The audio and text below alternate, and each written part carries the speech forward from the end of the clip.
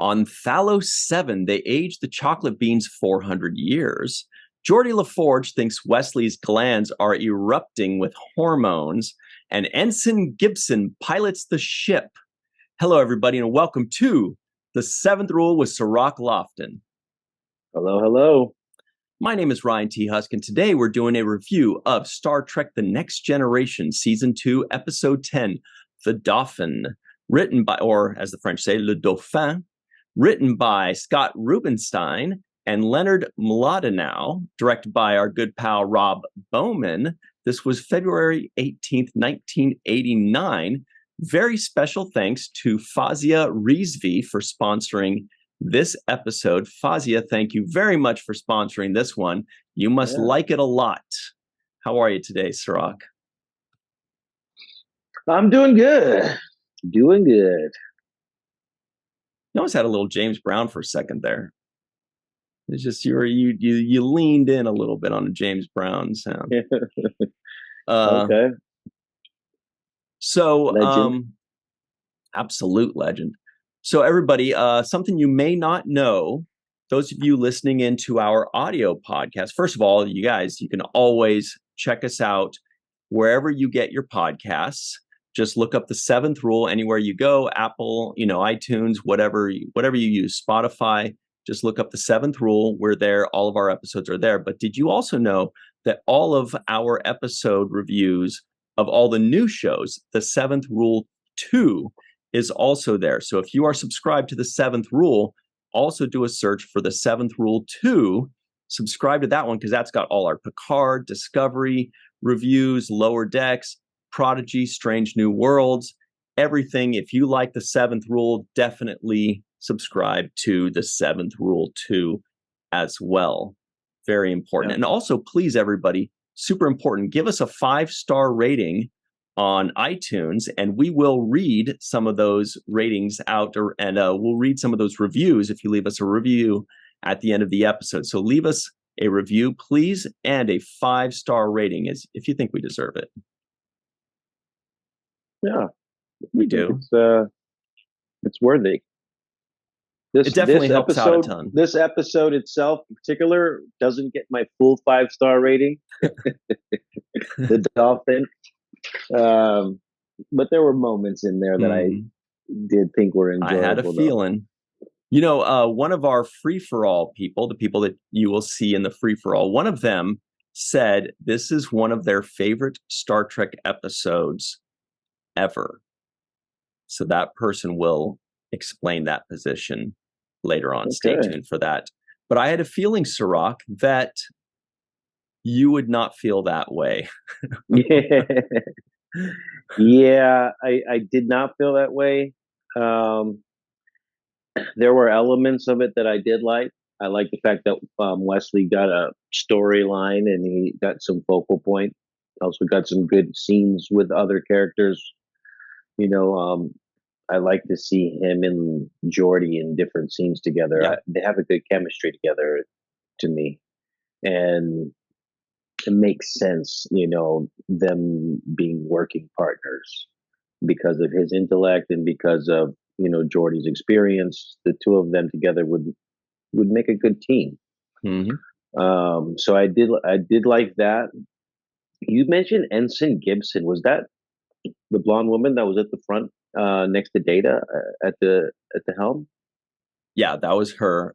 Ensign Gibson finally gets the big introduction that we've been waiting for. I don't know if she's ever back, though. I don't think so. I think that was... yeah, I wasn't exactly waiting for this introduction. You said, finally, the big introduction. I'm like, I wasn't really waiting for the big introduction, but, I did notice that she was there and, at the helm next to Data. So a lot of times, and actually had lines, if I'm not mistaken, had a few lines. A lot of times they just have the ensign of the week or something. Yeah, like the one guy that was like, I got the mind control thing. But yeah, no, I'm looking right now. Ensign Gibson, we hardly knew ye, just the one episode. Although she was in Sledgehammer, The Jeffersons, Dallas, The Facts of Life, Double Trouble, Days of Our Lives, 9 to 5, all kinds of Golden Palace, the Golden Palace, which you know well. Anyway, as She the Golden definitely had Girls spinoff. the hair of the time period. That there was that kind of bigness of the hair. Mhm. It definitely reminded me of that time period hair. Yeah. Um, but yeah, I did notice that she was there, and I thought that was good to see that as hmm well. But Um, back to Wes and Jordy, because I definitely want to talk about that as well. When we suddenly see Wes in engineering with Jordy, my first thought was, yes, this is a perfect fit. He's cool at the helm, talking with Data. That's a cute little combination there, and getting yelled at by the superiors. Fine. But if he's got this crazy intellect, he's got a brilliant mind, he needs to be helping with Jordy. He needs to be helping mhm. Jordy, and Jordy needs to be tapping into his brilliant mind. That's a resource. So that it's a very symbiotic relationship there. Yes, Uh, you know, you could not find a better tutor than Jordy. Jordy is the perfect tutor for Wes, and Wes is the perfect helper for Jordy. So I thought that was a great fit, and I was very happy to see it. I actually wondered why I hadn't seen more of it up until this point. hmm Um, and the other thing I felt like I don't see enough of, and Rob gave us a little bit of that in this episode with his camera work, but 10 Forward is such a great set. That bar lit up, Beautiful.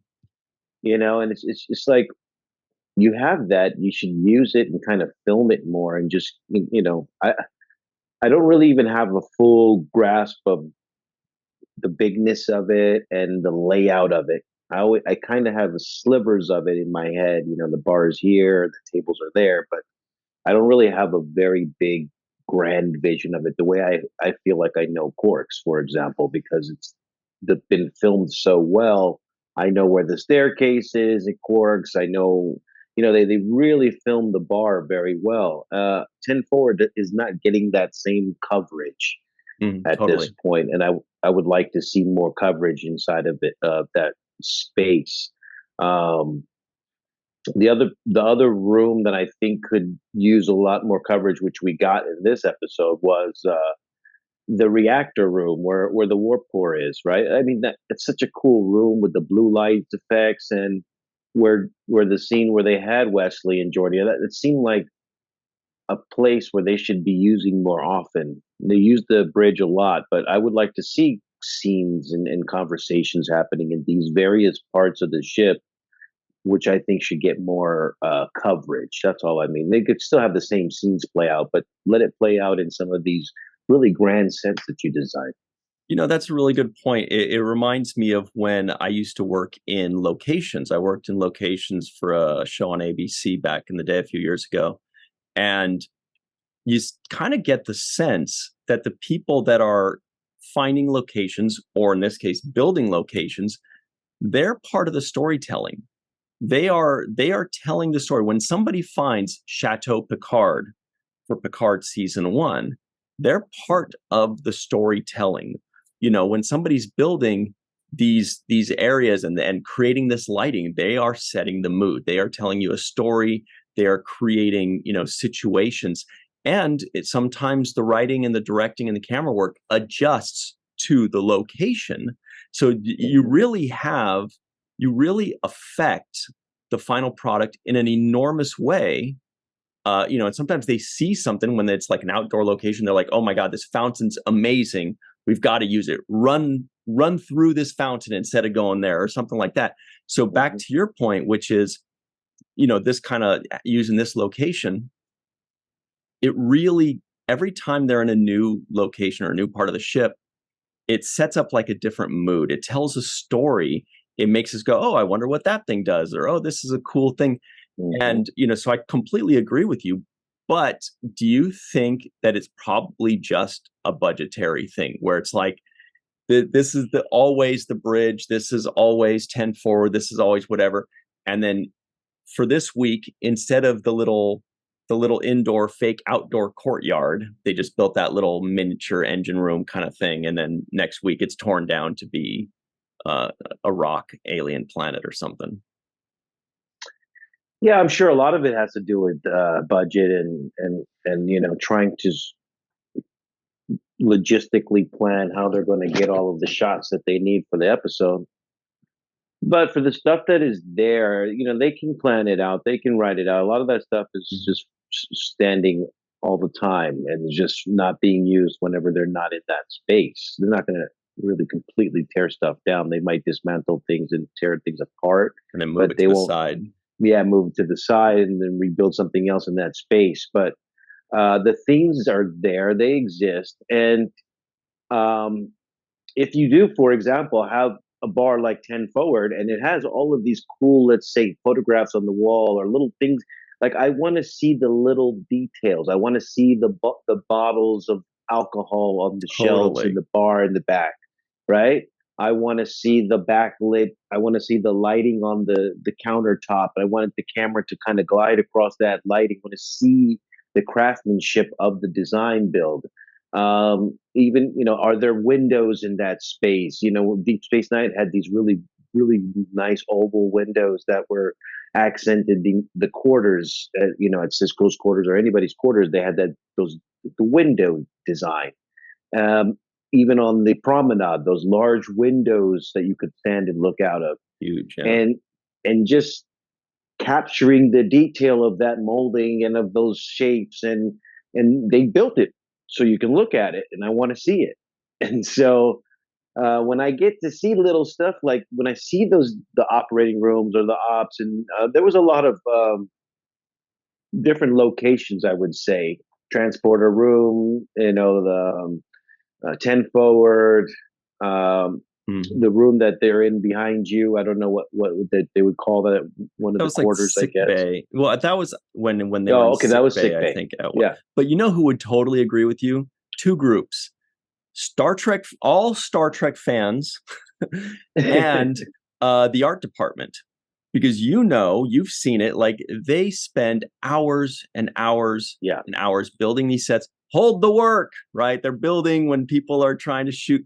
They're staying there long hours, doing all these things, getting super creative, and they add all these extreme little details. Like you look behind the monster alien, Hmm. there's all these buttons, and the cameras rarely ever pick it up. We never get a close up.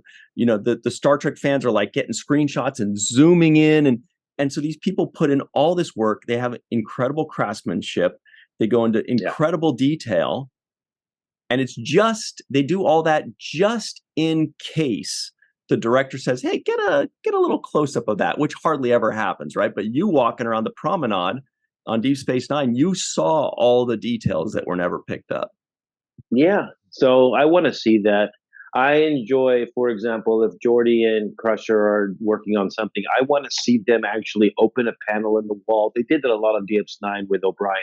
He Mm. would actually open panels and get into the machinery of it, and you could see the actual, inside the panel. So it lets you know there's even a layer of detail beyond the surface layer. Like you can remove this panel and we've got wiring or what kind of electronic system behind that. If you want to see it, we'll build it for you. And that's how detailed these guys are. And I would take advantage of that as a director and say, hey, you know what? I'm going to have Wesley working on the reactor, and we're going to have him digging in this panel, and he's going to, and I want to see even a close up of those kinds of things. Even though we saw a little bit of it, we didn't get those close ups in those moments.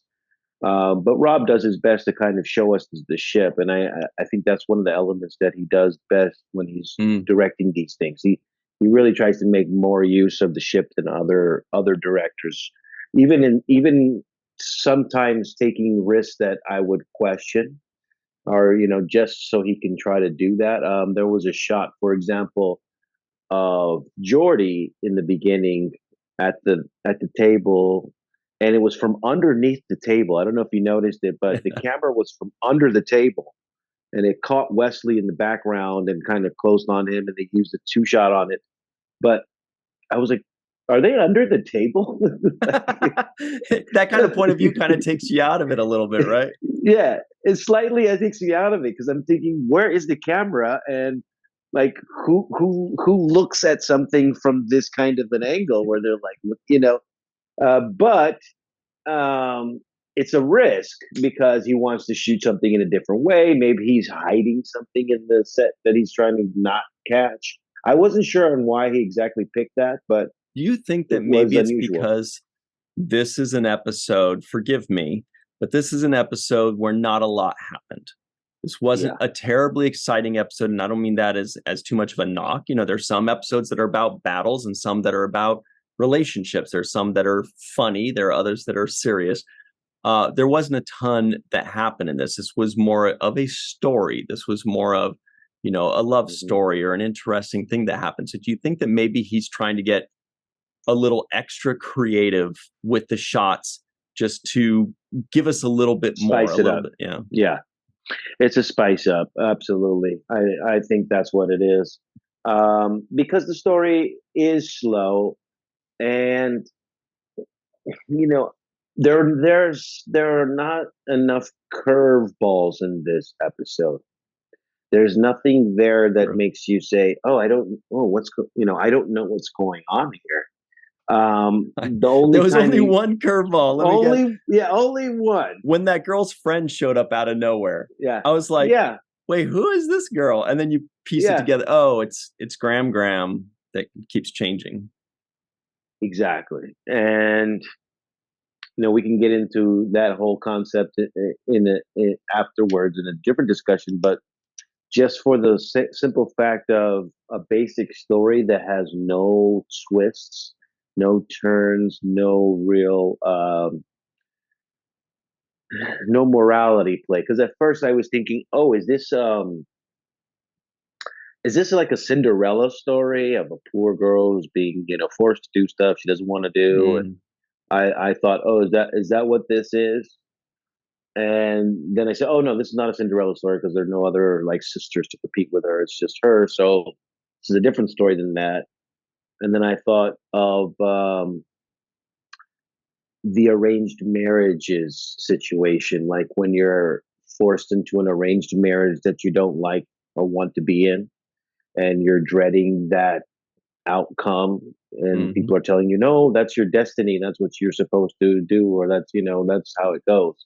So I thought, is this an arranged marriage type of scenario, morality type of play that they're putting on for us, where this woman is being dragged into a situation that she doesn't want for her future, but they kind of went away from that, so it wasn't that at some point. I thought it was you're being pushed into a direction that you don't want to be going in, and that's what this story was about at first, I thought. Hmm. But it kind of lost that element. They gave that up at the end, so it didn't really hit that note for me. Yeah, I had a similar journey. Then, you know, I also thought, oh, is this episode going to be about her uh mediating between two warring sides? But we didn't even get to that Right. point. And then the old lady was just kind of like, all right, that's it. See you later. You're off on your My own. And it job was, done. Yeah. yeah, it was very anticlimactic. And then they had their Star Wars moment where the girl, Celia, is that her name? Celia? She says, Yeah. I'm going to miss you. And then Anya says, I know. Like Han Solo and Princess. Like that was it. She literally said, I know, when she didn't say I'm gonna miss you too. And I was a little bummed because at the end I wanted them to turn back into their furry monster beasts and hug And it just have out. it Like out. I Oh, wanted hug them out. to no, like be like, I'm gonna miss you. I'm going to miss you too. And then they turn into their monsters and they just hug and drool on each other and do whatever they do, you know. I think that would have been so cute to see with their fur all matted Oh, up. yeah. I'm going to leave that alone, but I wanted to say that your version of the ending is definitely funny. Yeah, this just I don't know, man. I couldn't figure out what the message was. It Right. wasn't consistent for me. You know, is it telling the story of the Anna, the mother, being the protector of this person going through this transitional period in their life, like some adolescence or whatever of this alien version of adolescence? Is that what this is about? Is this about this alien's version of adolescence and growing up and finding their own kind of young adulthood? I couldn't figure out what exact message they were trying to tell Right. with this story.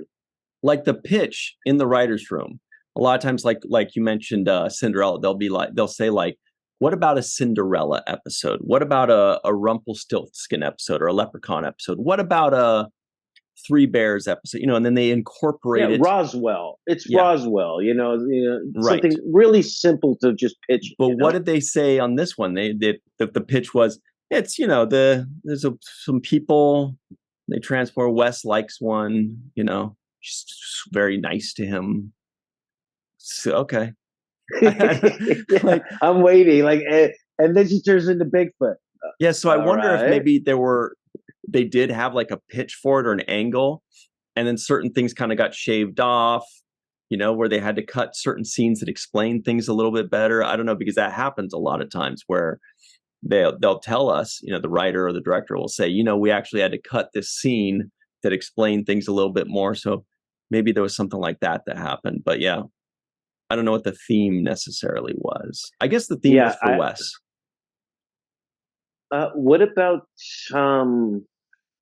backstory on these aliens that shapeshift and why they are necessary for this mediation? What skill set do they have that allows them to mediate this dispute between these? I couldn't tell. Was that part of their life journey, like the Jem'Hadar fighting? Mm-hmm. Like, is that part of what they're bred for? Is this some life mission calling that she has?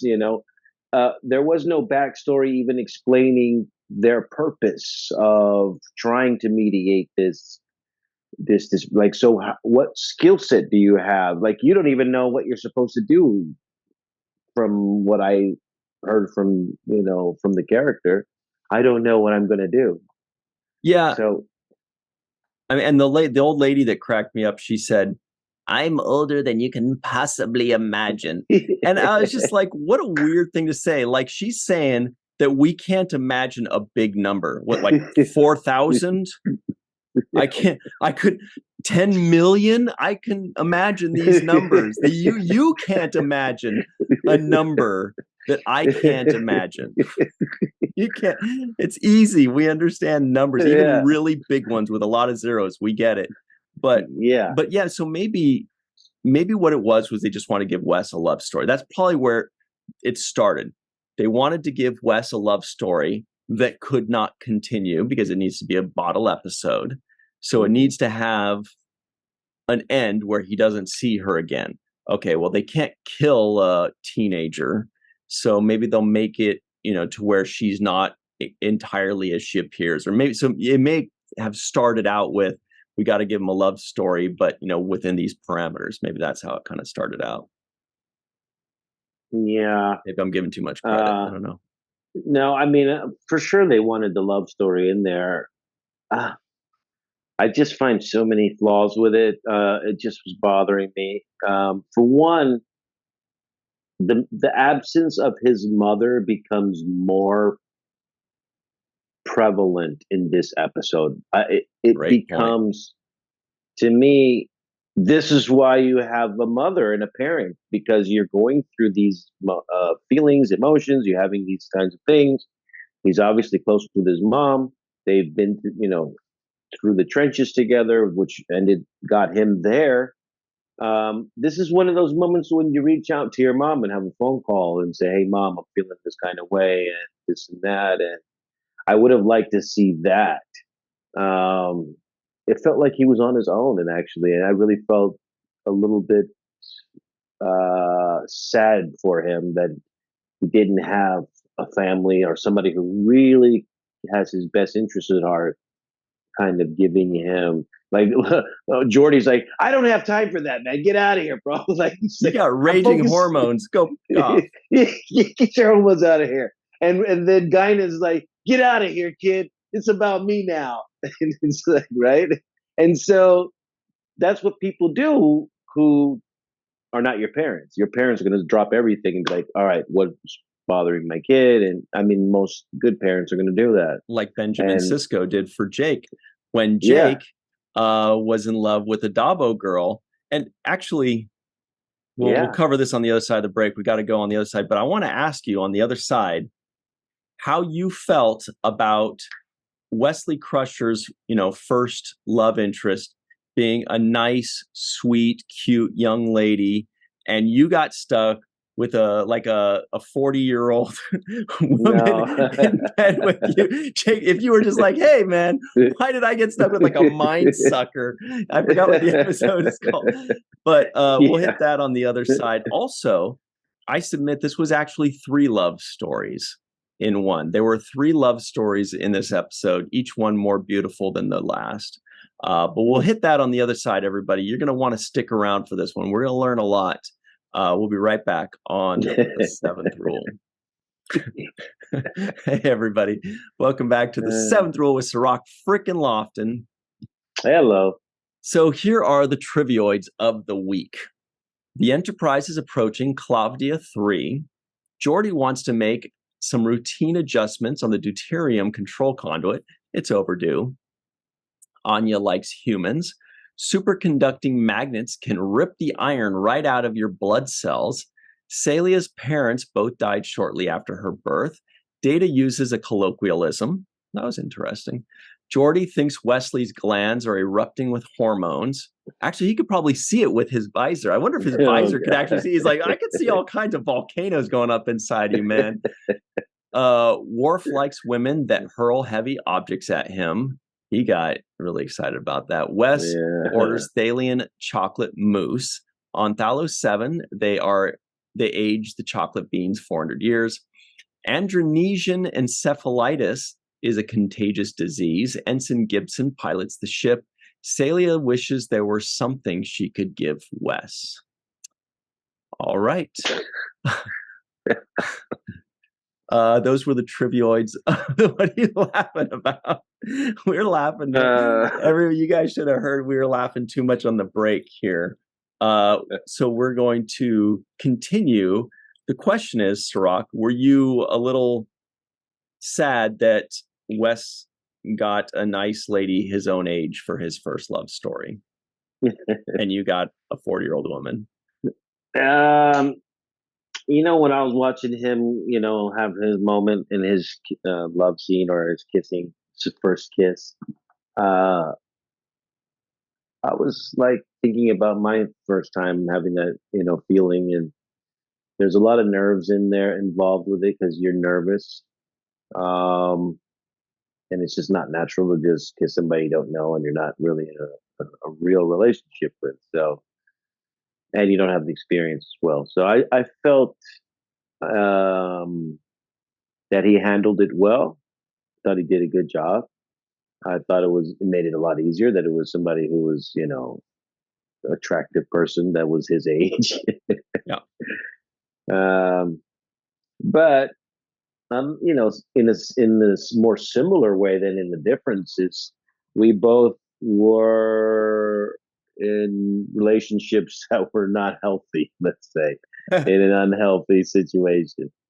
That's true. They're both very different alien species. Yeah. So that was one of the things. But I thought he did a fantastic job. I think he's very wholesome and honest, and he gives you a lot of his facial expressions feel like they're genuine. His gives you full eyes on his close-ups and on his performances. He gives you a lot of eyes, and I think he's doing a great job as the Wesley character. Yeah, now it's killing me. Everybody in the live chat or in the comments below, please let us know or maybe Cirroc, you remember, what was the episode called with you and I don't remember Oh, the that was actor. the Muse. The The Muse. Muse. Thank you very much. Yeah, Yes, that's what it was. with Meg Foster. Hmm. So Yeah. the three love stories. Obviously, there was Wesley Crusher falling for this girl, like he's already in love with her that quickly. You also had Riker and Guinan kind of halfway jokingly, but at some point, Guinan was like, she straight up said, "Shut up, kid! Like Yeah. you go play with your Yeah. Spider-Man comics, young man. Go, you Yeah. go do your thing. This is cool. I'm enjoying this." this. Because they were Yes. just, she and Riker were rattling these lines off Very good. back and forth. It was beautiful. Like that must have been so much fun to shoot. But also, the third one, the third love story was obviously between Worf and the old lady. Because at the end there, remember at the beginning, Worf said he loves it when a woman growls or roars and throws things at him and claws him. And then in sickbay, he got that, a formidable foe.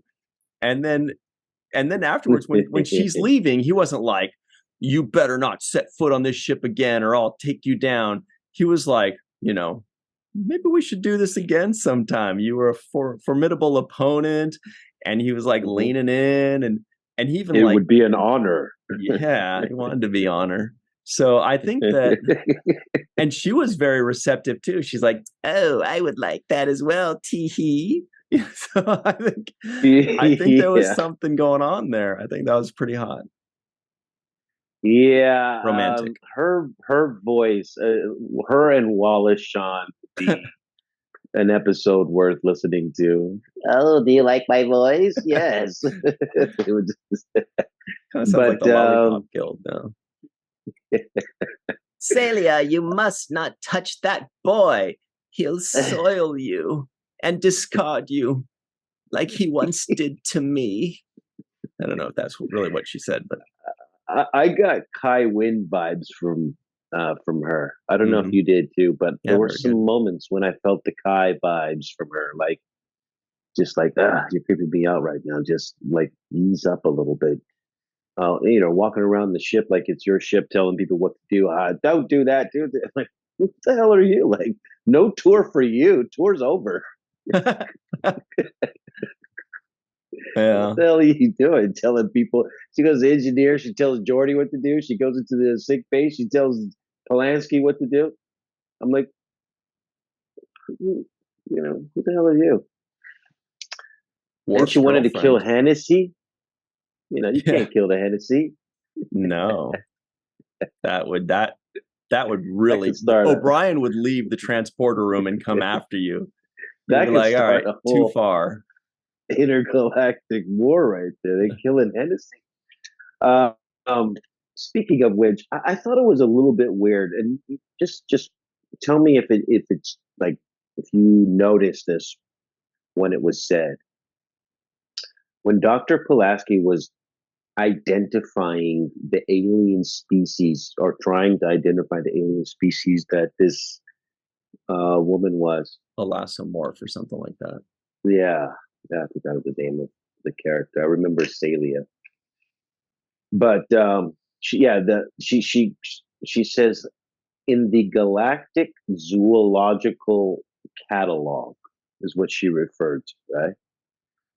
Um, is it just me, or would you classify alien species in a book called the Zoological Catalog? I know I agree with where you're going. I think they would go with Xeno rather than zoological, right? Because zoological means animals.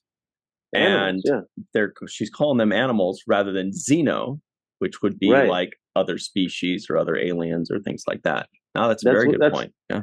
that was.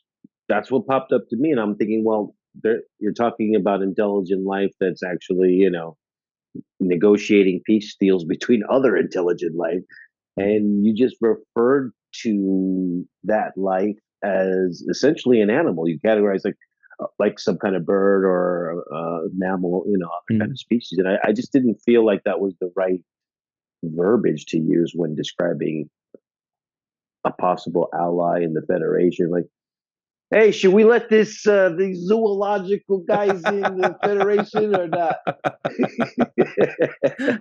Where'd you find them? Plus, poor Wes. He's like, man, it's like in Ghostbusters when Dr. Venkman goes, so she's a dog. I don't know. So now poor Wes is like, okay, so now not only is this girl breaking up with me, but you're calling her an animal. And Pulaski's like, did you see her? Did you see what they just did? Yeah. Is this the first mention of shapeshifters and this kind of idea?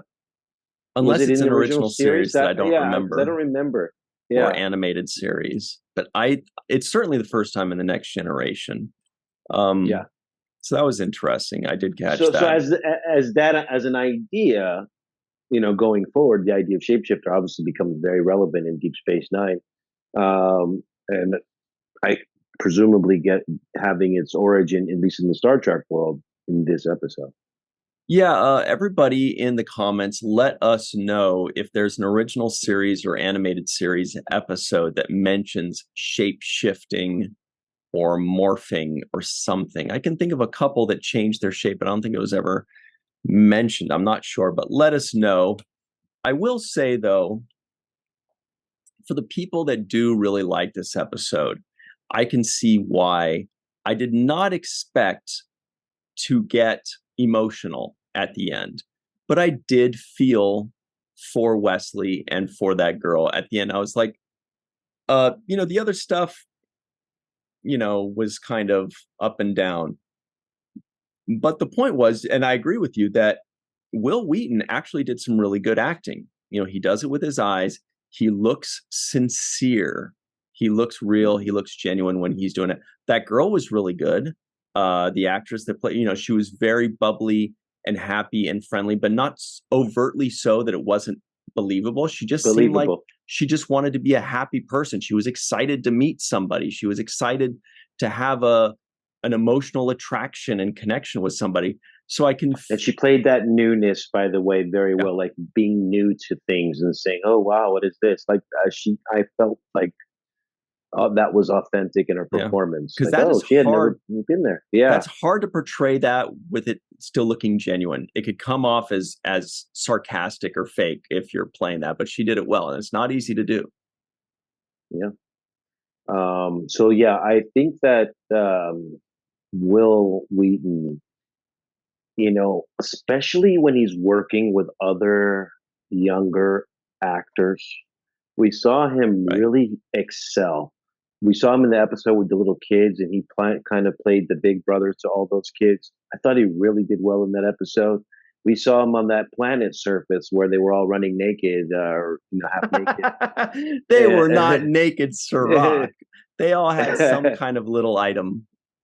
Okay, well, that episode, and he also did well because he was with young people, and his skills really shine when you put him in against or around people his age or thereabouts. Then you really get to see, oh wow, this guy is amazing. To see him going up against people like Frakes and Brent Spiner and Patrick Stewart. There it is. They were wearing something. What was that episode called anyway? Justice. Oh yeah. No justice, no peace. Hey, it's just us. Okay. Yeah. So yeah, when he's around, people that are around his age, then I think his abilities really shine even more. You start to see, oh wow, this guy. In contrast, when you see him in scenes with Patrick Stewart, it's hard to gauge how good somebody is because Patrick is also good. And so he holds his own against these people, right? We see him holding his own against Brent and Michael Dorn and all of these people who he's doing scenes with. He's just holding his own with LeVar Burton.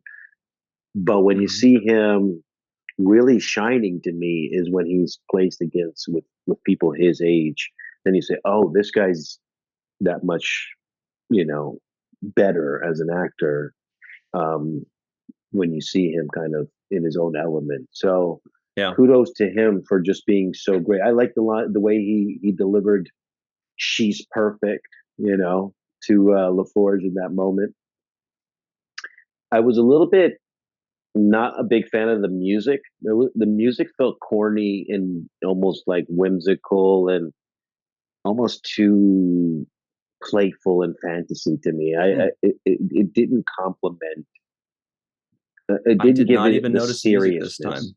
I didn't even Yeah, it catch had it. the little quaint fairy tale like whimsical music in the background, and it didn't really give it the kind of uh the tone of seriousness for me that I would have liked better. So Mhm. wasn't a big fan of the inserts of the music. Yeah, and just to Uh, finish off on Wesley, I just wanted to say, to piggyback on what you were saying, uh, I totally agree with you. I think now they're putting Will Wheaton in a position to succeed now, whereas before they're kind of putting him in a position to fail a lot of times, putting him in episodes where some 16-year-old kid is telling everybody, what to do and is saving the day, and it makes people's eyes roll a little bit. Maybe if you're a 14-year-old kid, you're like, no, it makes perfect sense. Teenagers know everything. But as an older person, you look at that and you're like, I don't know if that works. But kudos to the writers for adjusting. And these are similar things that Denise Crosby ran into, where she didn't really feel like she was being put in a position to succeed. And so clearly they are improving upon that with yeah, Wesley. The writing for him, it's starting to really fit. It doesn't bother me at all now. Now everything I see with him works. It all works, makes and I'm sense. happy with it. Yes, yes. Guinan, they're writing great scenes for her, and she's just eating up the camera. She's loving it, and it's working. Yeah, So I really think like that aspect of things, their character work is improving, even if not every single episode is got a perfect storyline. If that makes sense. it does make sense. And I will say, to add to what you were saying about Guinan, this is the second episode now that we've seen Whoopi really shine. Hmm. She gave the great advice to Picard in the last episode in The Measure of a Man, and their scene together was, one of the defining scenes because it changed the tone of what was happening. And in this one, she also becomes somebody that really becomes um, Troy has the ability to read your mind, but I don't I hope feel not. she has the ability. I mean, like she senses and she does that mind, telepathy thing, but her actions are not as soothing as Whoopi's actions when she's engaged with you in her kind of therapy. Do you see what I mean? Absolutely. I feel like Troy is can analyze it and identify the problem, but I feel like Guinan can fix the problem. Like she can relate to you, she can get closer to you, she can break through that barrier that people keep up when they're shelled up with emotions and they don't want people to, know what they're dealing with. Guinan is able to penetrate that defense that people put up Totally. and and kind of reach you with her words. Troy is more analytic, like, oh, I sense this and that, and but not going to give you not going to take the initiative to really, lock in the same way that I feel like Whoopi does with her therapy and her counseling.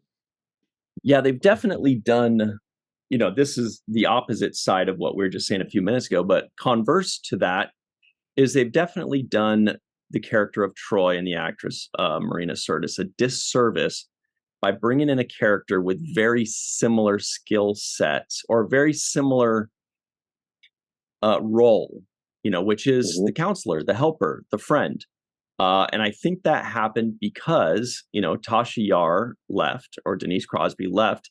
And Marina has said that if Denise Crosby hadn't have gone, they would have gotten rid of Troy.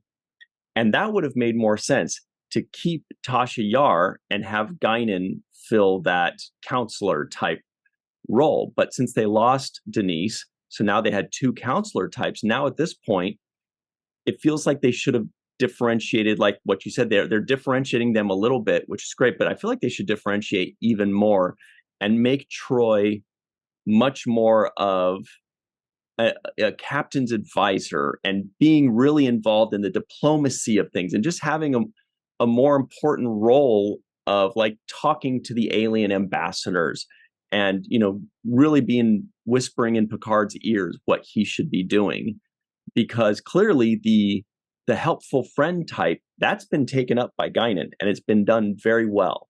And so Troy needs a bigger role in a different direction. And I don't really know if she's getting that, at least not at this point for sure.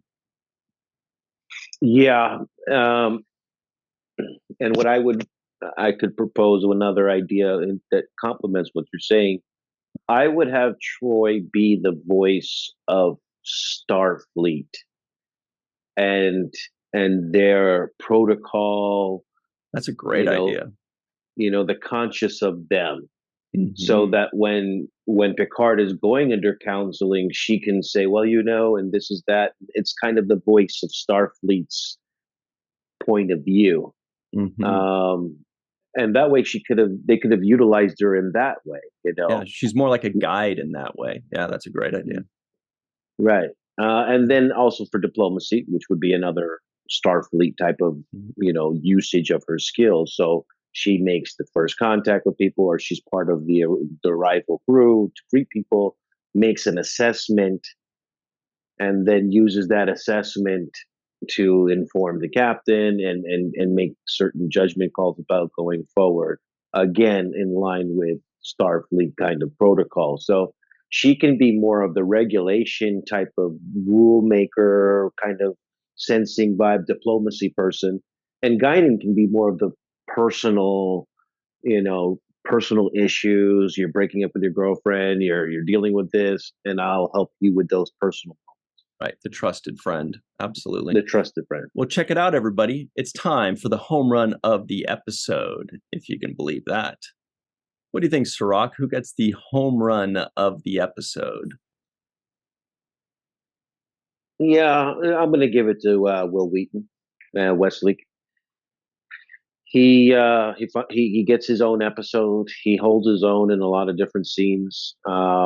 He carries a rather dull episode actually, and there's not much going on. There's not much action in this. There's no morality play.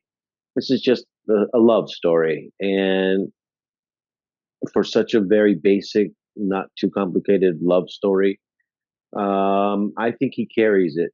And I don't know what age he is at this point, but he did a really phenomenal job of just, keeping my attention, using his eyes a lot to convey his performances. And also, like I said, about his genuine and authenticity. I feel like there is something really honest about the way he performs. It feels like he's um, revealing something or exposing himself, his feelings and his Mm-hmm. emotions. He doesn't really hide those. He wears them out in his scenes and his performance, and you really connect with him in that kind of a way and feel him in that way. So I'm going to give the home run to Will Wheaton. Yeah, I agree with you. It's really between Will Wheaton and the actress that played Celia. Her name is Jamie Hubbard, because it's really Mhm. tough to come in and first of all, just to play, one week or one day or whatever it is in one episode, but also to play such a bubbly and cute and happy and lighthearted type of character and make it look genuine. That's really tough. It's a lot harder than it seems. I know if I ever try to do it, it just looks sarcastic. They're like, nah, nah, he's not really like, I don't believe him for a second. It's actually really tough. But yeah, definitely Will Wheaton. They're putting him in a position to succeed. He can act. Clearly, he Mhm. can act very well at a young age, which is not easy. So he definitely gets the home run of the day from me. Now it is time to give a very special thanks to some of our friends. Before we do that, everybody, please make sure you give this video a like. If you're listening in, give us a 5-star rating and a review. The reviews are very important. We'll read them out in subsequent episodes. Make sure you are subscribed to this channel. It's very important. It helps a ton. So here are our pals. Their names are Homer Frizzell, Dr. Anne-Marie Siegel, Eve England out in Wales, Yvette Blackman, Tom, TJ Jackson Bay out in Missouri, Bill Victor Arukin, Arukin. Titus Moeller, Darlena Marie, Dr. Muhammad Noor, Tierney C. Diekman, Anna Post, Anil O. Palat, Joe Balsarati, Mike Gu, DQ, Neil Akasaka. Akasaka. Our pal Justine Norton Kurtzen, Dr. Stephanie Baker, Carrie Schwent, Faith Howell, Edward Foltz, My Live from Tokyo, the Matt Boardman, Chris McGee, Justin Weir, Jake Barrett, Jane Jorgensen, Henry Unger, Allison Leach Hyde, Julie Manosfee, Marcia Classic Schreier, and of course, Dr. Susan V. Gruner and Jason Oken. Who said this was one of their favorite episodes ever? You're about to find out on the other side. Yeah. We'll be right back on The Seventh Rule. Hello, everybody. Welcome back to The Seventh Rule with Cirroc Lofton. This is the free-for-all. Look, it's Malissa Longo, everybody. We're also joined by, wow, cool shirt, Malissa, by the way. Everybody, you can get yourself a Seventh Rule shirt by clicking the link in the description box below. You can go to our online store and get yourself an awesome Seventh Rule shirt, just like the one Malissa Longo is wearing, or like the one the Dark Lord Chris McGee is wearing, who is also here. All right, look who else. Yeah, great. Looks awesome. Mai is here live in Tokyo. We've got Faith Howell on the bridge of the Enterprise D. We've got Dr. Susan V. Gruner and what I believe she calls her woman cave. She's got her Stembolt and Chill shirt. And an ode to the original series. I don't know if you can see these, but these may look familiar. What I did is I bought 2 pairs. So here's Kirk and Spock and Uhura, and I cut them in half and I sent Eve one mismatched pair and kept the other mismatched pair for me. This is so cute. And Eve is wearing hers right now too. Eve is here. Oh, no, yeah, I got today. Look, everybody, Carrie Schwent is here, aka Crafty Bear. We've got the Matt Boardman hanging out. He's had a long day. Allison Leach Hyde and Justin Weir are both wearing Malissa Longo creations that you can get at the introvertedrepublic.com and clicking on Art Made by Malissa. Okay. Walking Art Made by Malissa. Yeah. I'm so comfy. Oh, yay. It's the only sweatshirt so comfy you'll want to wear it during the summer. So very quickly, Jake Sisko guesses the IMDb score. I'm going to go with a 6.6. 6.6. I think it's lower. Might be lower. 5.8. I'm going to go 9.2. Whoa. Melissa was out in the sun quite a bit today. It's hilarious. 6.4.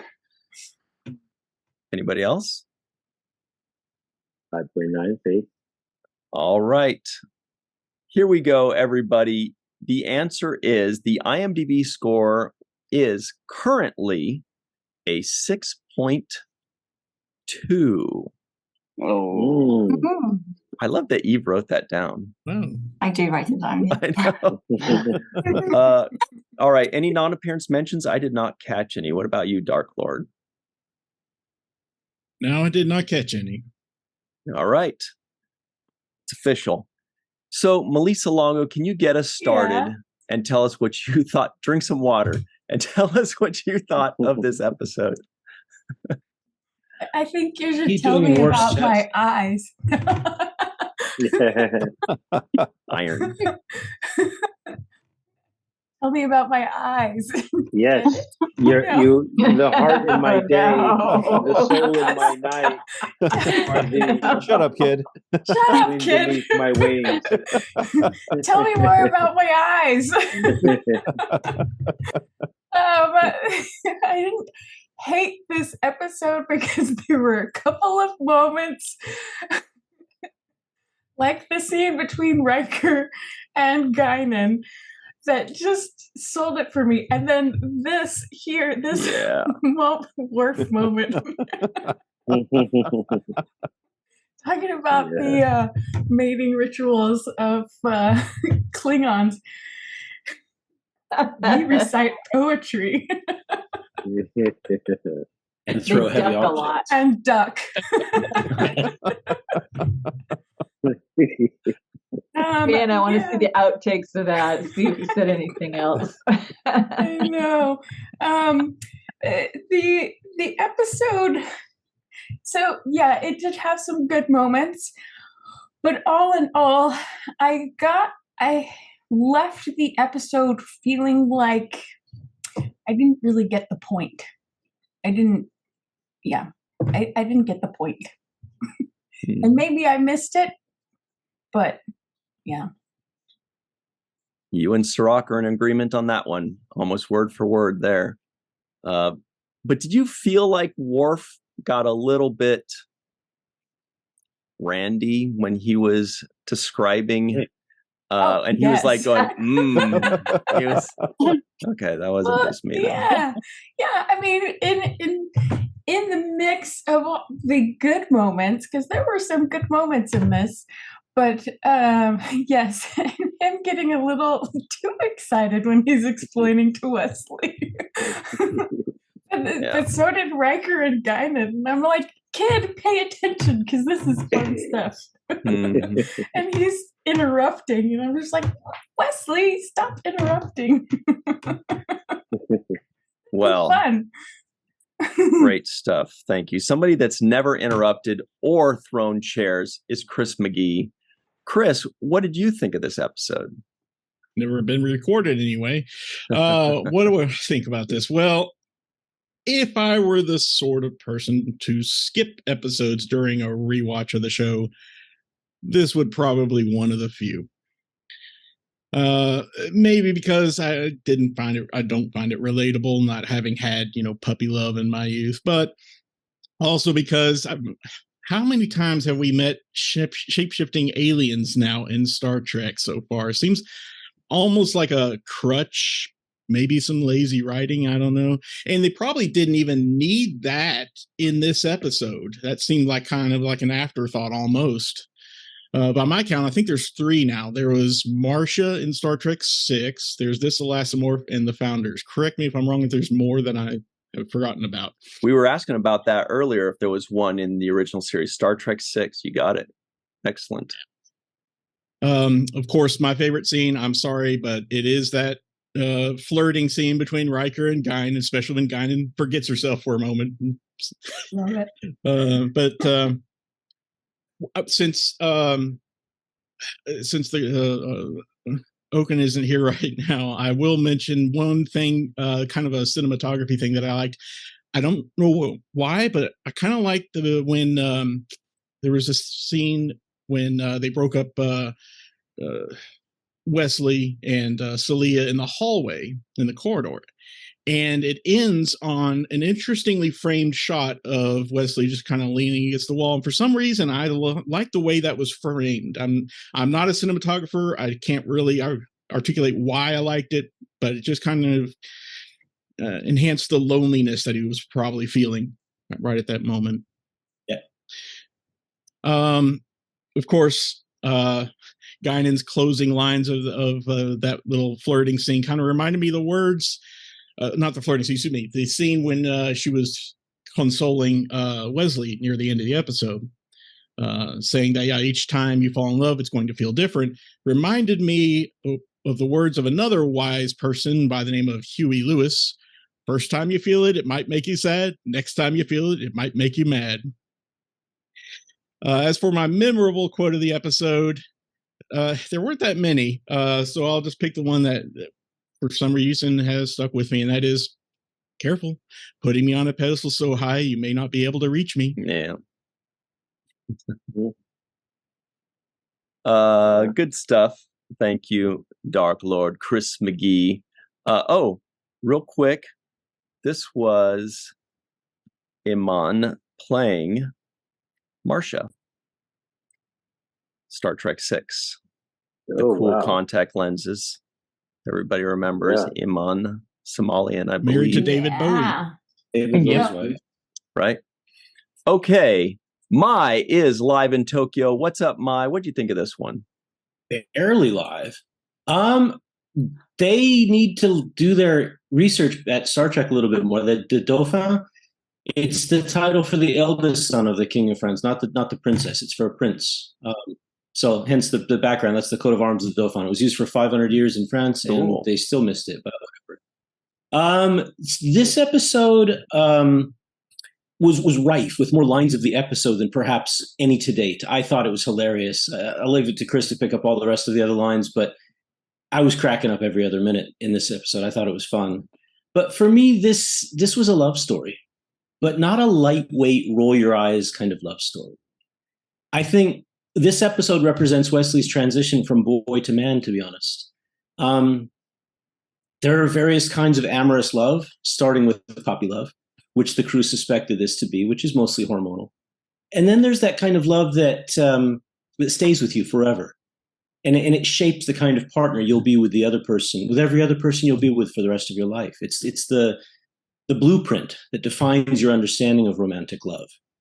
It may not be the best each time, but it often feels that way. And if you find a life partner, you will likely draw on that emotional memory as a way to learn, as you learn to become one with another person. I mean, you know the love I'm talking about, the one you feel at maybe 17, give or take. Yet at 50, you can recall as clearly as if that person had just left the room and their scent remains on the wind. It's romantic. It's all-consuming. It takes mere seconds to go from zero to heart-pounding, I love you kind of thing.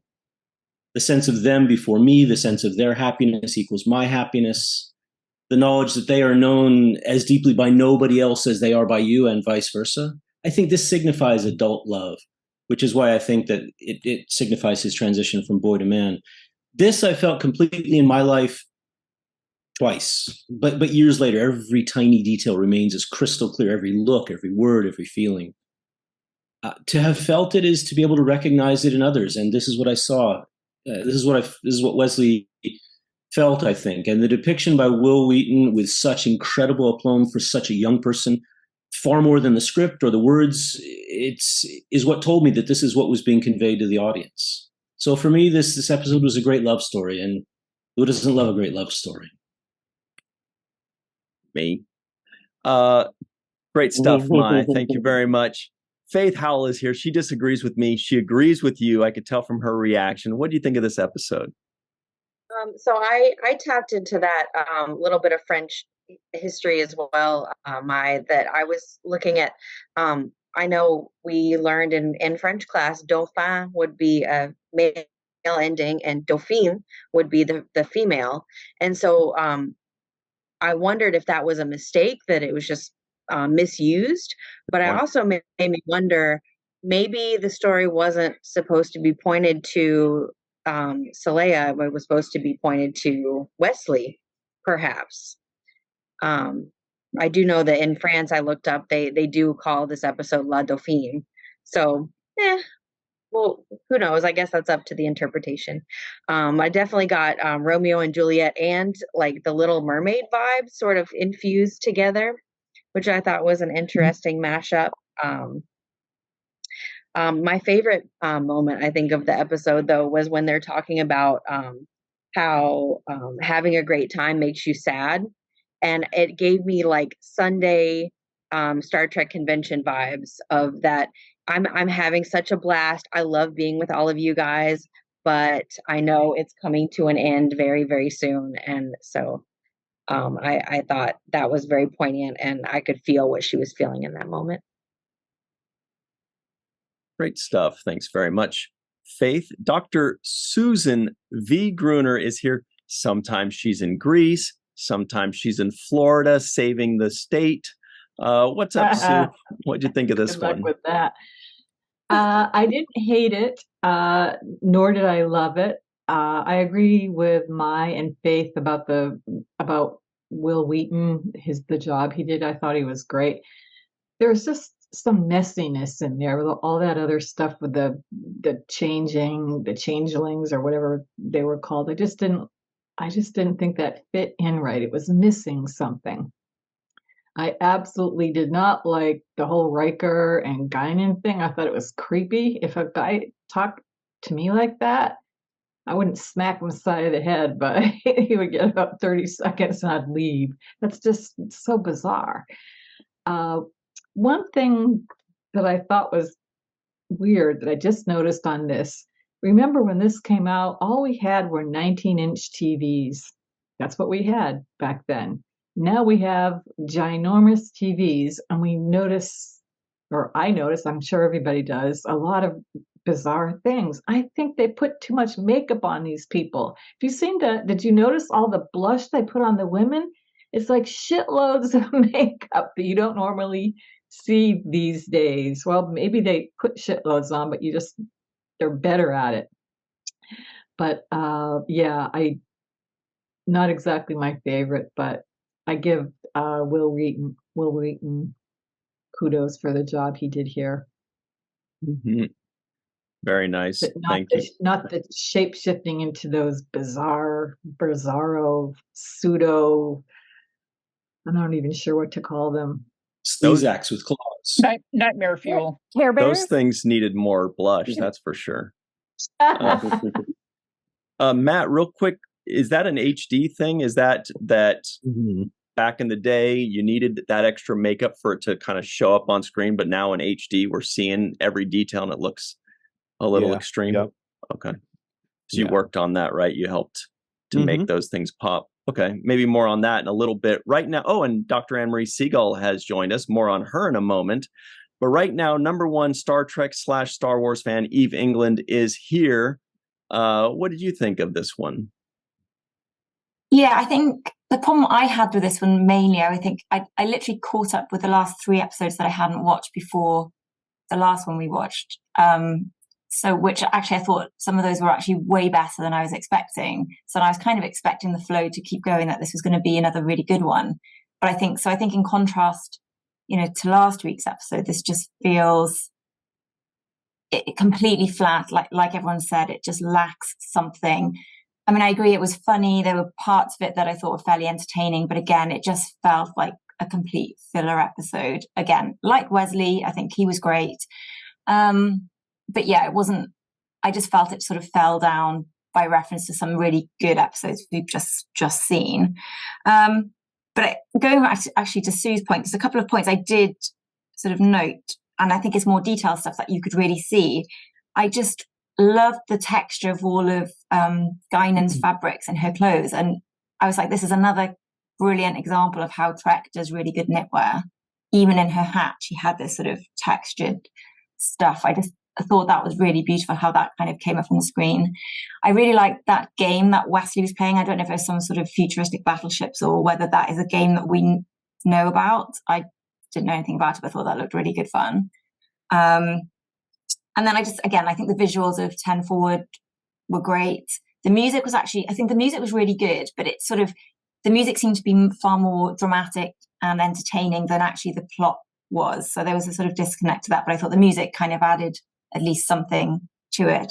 I mean, just from a thematic perspective, I did feel that it was a little bit irresponsible and reckless for all of the adults to kind of push Wes into this relationship, or to sort of go after Celia, because they knew that she was being transported for this very important role.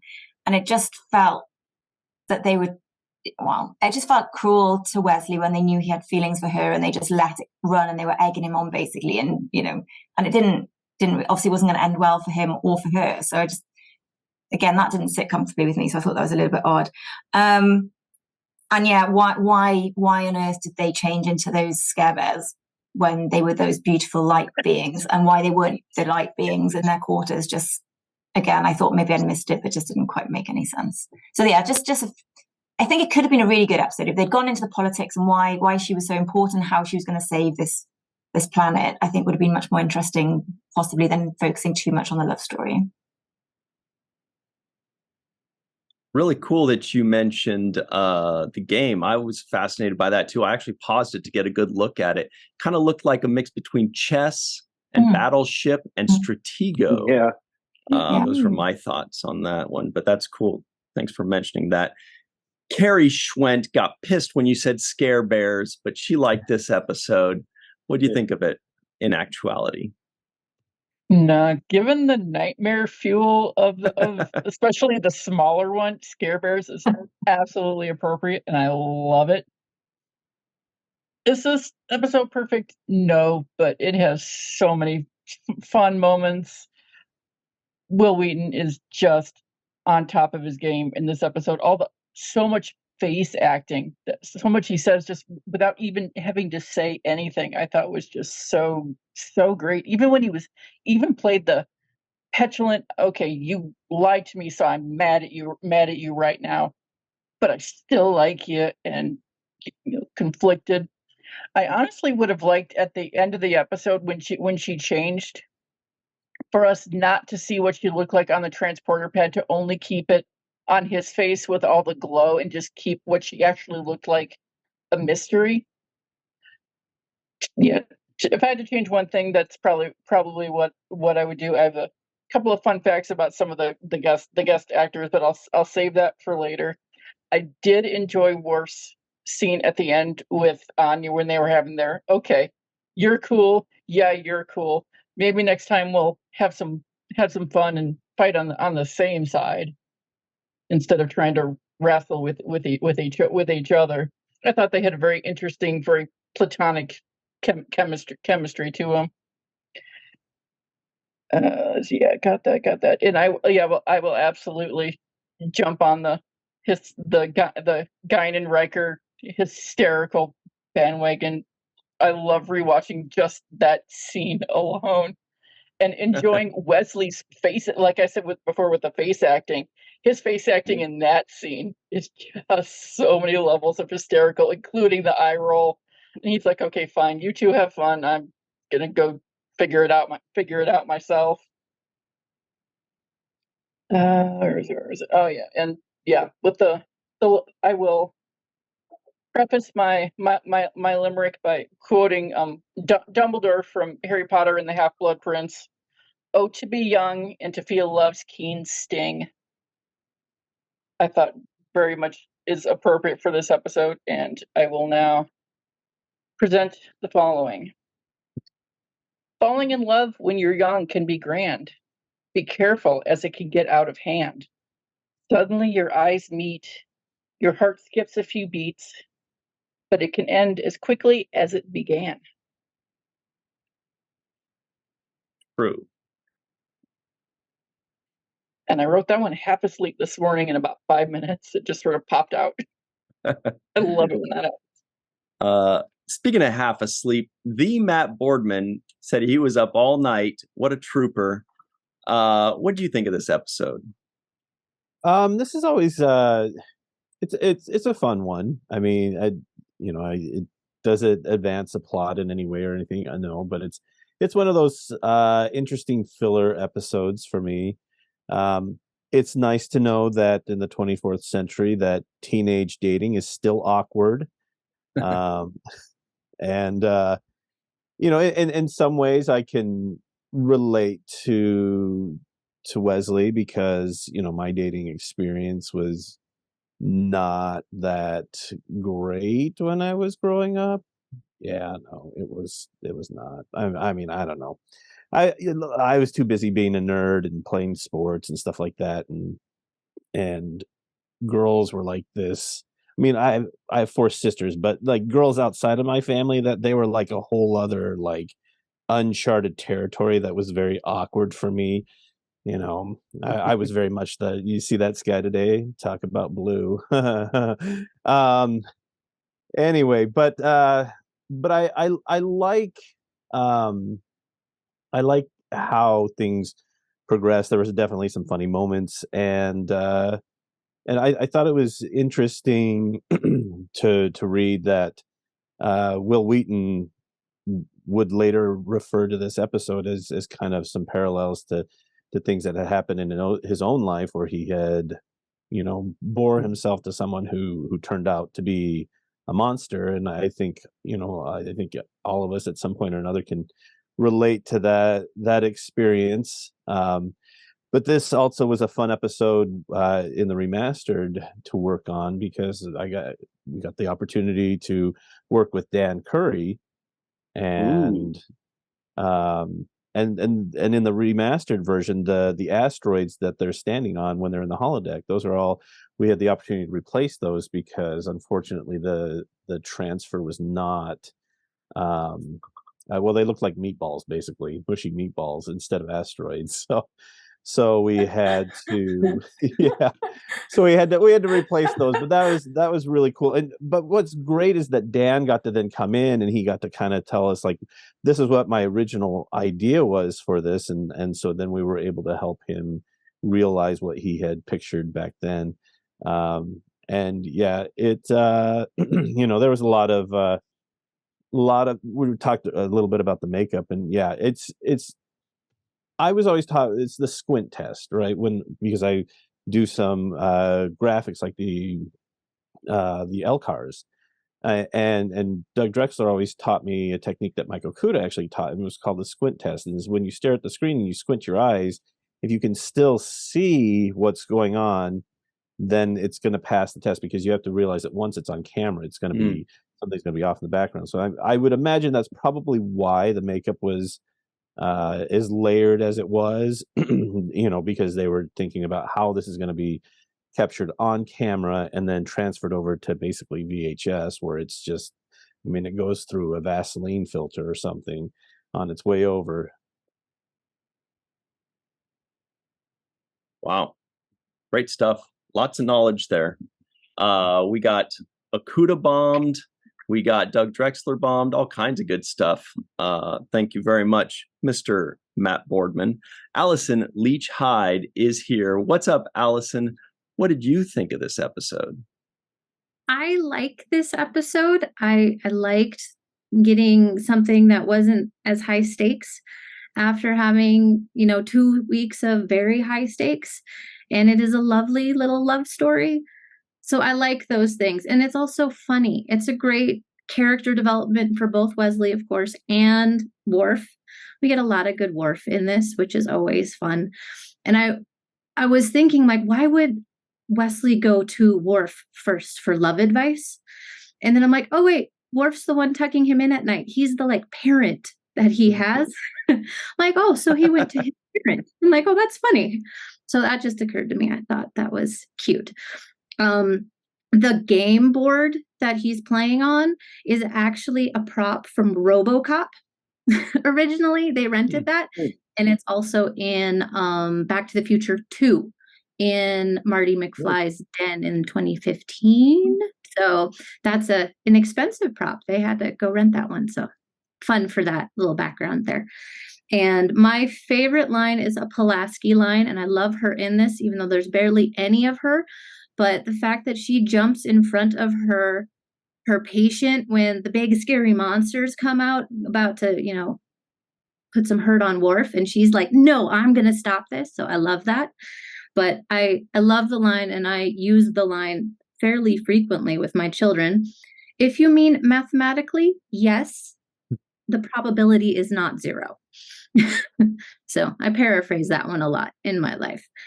But there's so much about it that, yeah, the monster costumes are terrible. That's why Rob Bowman tried to not show them and show more reaction shots of people reacting to the scary monsters than the scary monsters, because they're not great.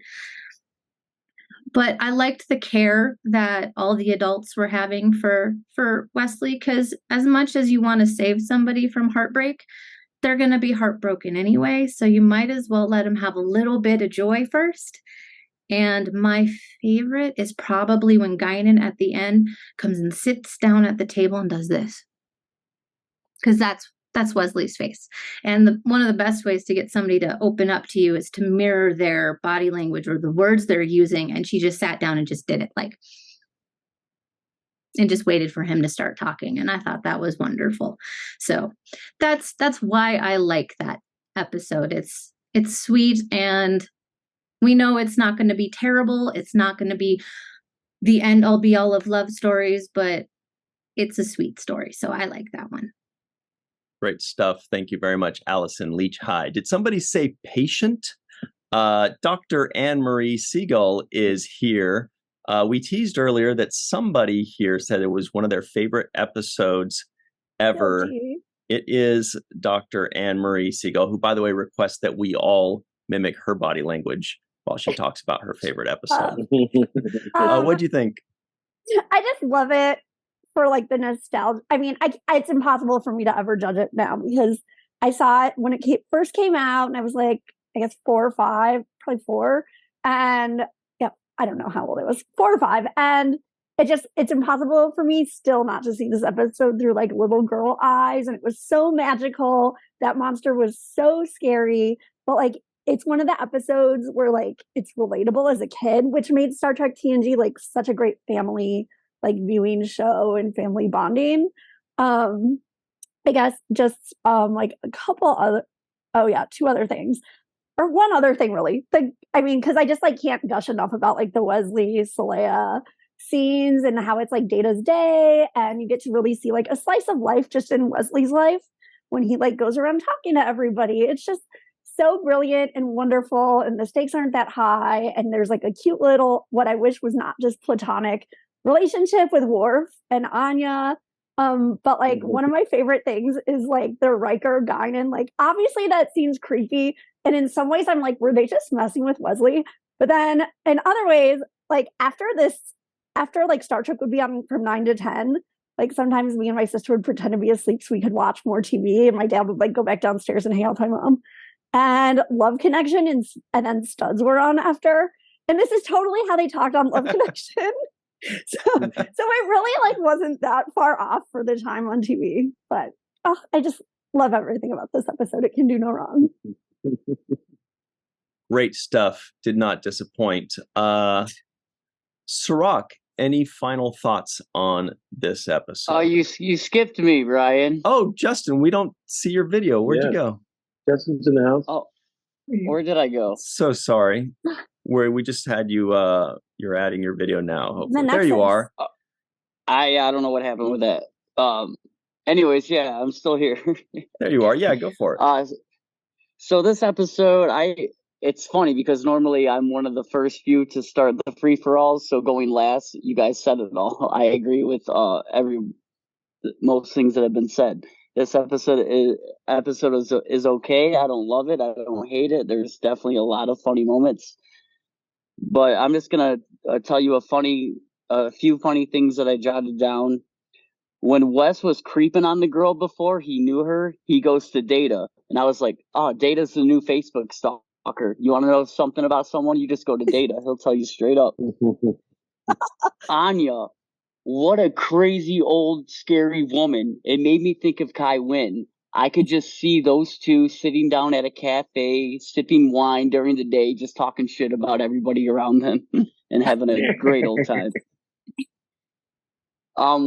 When Wesley was with Geordi in the engineer room, that smooth little slide down the ladder, you guys catch that? Like, that was so cool.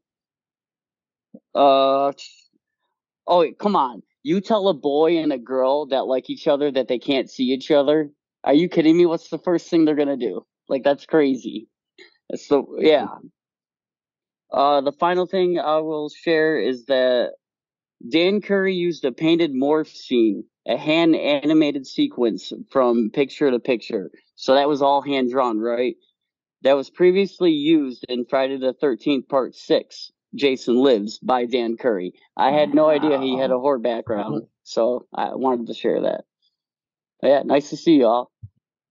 Very cool. Good stuff, Justin. I have like one other thing that I forgot really fast. Just like this came out in 1989, like a few months before Little Mermaid.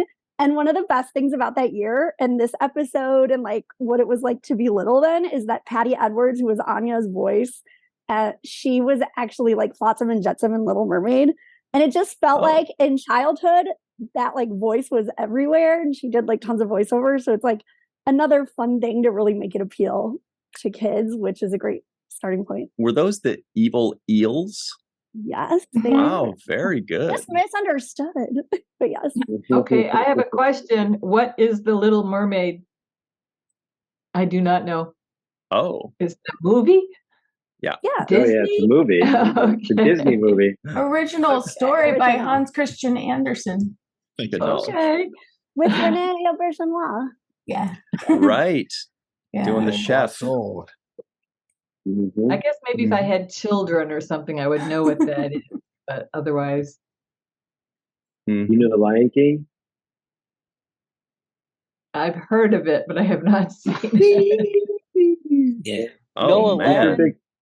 These were big movies for us as We're part of going to the have child. a Disney movie marathon with Sue soon. Life-changing No. movies. Sue, you can skip all those and No, just watch and Up. I'm not a Disney fan. Up is the best. Just watch that one. Oh, I'm more of a Caddyshack kind of woman. Yes. Well, Don't watch Bambi.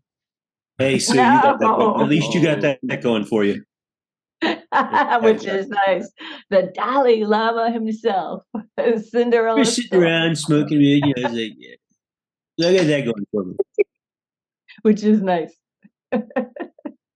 Cirroc, do you have any final thoughts on this episode or your favorite Disney movie? Is it Up? No, I'm not going to go to favorite Disney movie, but I will say that one thing never been more true. Whoopi does have the best chocolate, and she did say that in this episode. So I will second that because I did like everything she did in this episode. Also, I would have liked to see a scene with Picard doing some kind of conversation with Wesley. Like, I know you're here without your mother, and, there's certain parts of adolescence that you'll be dealing with. And if you ever have any questions, you can come to me or something to that effect. I think it would have meant well for Picard's character. I would have there was a moment where he kind of looks at him and then he's like, oh, well, he's on his own. And he kind of moves on. And I'm like, dude, reach out to the kid. His mom's not there. He's by himself. He doesn't have any family. And he's asking Worf for sex advice. So that's not the best deal, man. Picard, please, this is an emergency situation. We need some sanity in here. Step in. So I just wish that he took some leadership in that they wrote that kind of a reaching out type of leadership, because he went from calling him the boy to now he's a young man, and he should have somebody there that says, don't worry, I got your back, and you can talk to me if you need to talk. I just felt like he was looking for that and he couldn't find it. Geordi was like, get out of here, your hormones are raging, and everybody was basically saying even Guinan at some point was like, shut up, kid, it's about me now. And a mother wouldn't do that. A mother would drop everything and say, what is the issue? How can I help you? And we'll put you first. And so I felt like that is the thing that I was missing from Picard, kind of just saying, don't worry, I know your mom's not here. And if you need any advice or if you need any, you come to my quarters and talk to me, or come to the ready room, something to that effect. And then lastly, I'll say, one thing that jumped out to me is watching this episode was when these ambassadors of heads of state, they called them, were coming to the Enterprise, something jumped out at me. And that was Picard said, let's go greet them. And he kind of took his, the group of people. And I've noticed now every episode, they go to greet whoever it is they're welcoming aboard the ship, or if they're beaming down to a planet. And I realized that greeting is one of the essential elements of Star Trek and how we greet each other, how we welcome each other, and how we, extend a handshake and say welcome, and the greeting aspect of it is literally the first step of friendship building, of diplomacy, of this is why when you have world leaders go to other countries, they have the military standing at attention and the red carpets out, because the greeting of someone is an important step in building a solid foundation for a relationship. And that's one thing that I think Star Trek has held true throughout the years. They've always made sure that they send their greetings or their greeting crew or their welcoming committee to everyone. And I think that's an essential element or characteristic of being earnest and trying to build a solid relationship or friendship on good ground. Mm-hmm. Hear, hear. Well, that's it for us, everybody. We'd like to give thanks to Malissa Longo, Chris McGee, Eve England, Dr. Susan V. Gruner, Faith Howell, My Live in Tokyo, Carrie Schwent, Matt Boardman, Allison Leach Hyde, Dr. Anne-Marie Siegel, and of course, Justin freaking Weir hanging out with us. All right. For myself, Cirroc Lofton, Malissa Longo, and Mr. Aaron Eisenberg, thank you all very much for joining us. And until next time, always remember the 7th rule.